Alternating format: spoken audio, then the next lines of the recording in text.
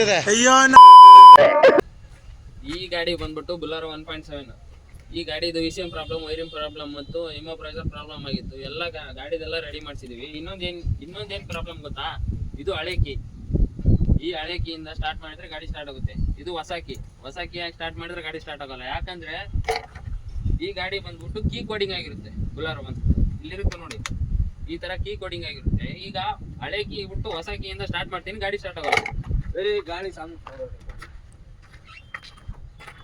YouTube ಮಾಡೋಂಗಾರಿ.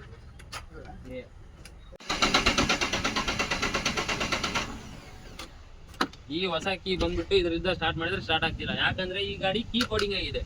ಅದಕ್ಕೆ ಹಳೆ key, ಇದು ಹಳೆ ಕೀ ಹಿಂದೆ ನೋಡಿ, ಇದರಲ್ಲಿ ಸ್ಟಾರ್ಟ್ ಮಾಡ್ತೀನಿ, ಸ್ಟಾರ್ಟ್ ಆಗುತ್ತೆ.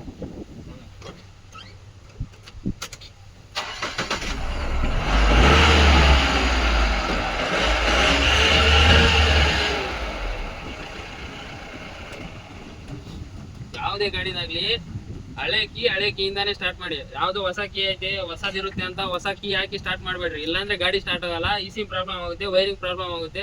ಈ ತರ ಯಾವತ್ತು ಮಾಡ್ಕೊಳಕ್ ಹೋಗ್ಬೇಡ್ರಿ. ಯಾವ್ದಿರುತ್ತೆ ಅದೇ ಪರ್ಮನೆಂಟ್ ಆಗಿ ಯೂಸ್ ಮಾಡಿ. ಇದು ನೋಡಿ, ಇದು ಹಾಕಿದ್ರೆ ಸ್ಟಾರ್ಟ್ ಆಗಲ್ಲ, ಸುಮ್ಮನೆ ವೇಸ್ಟ್.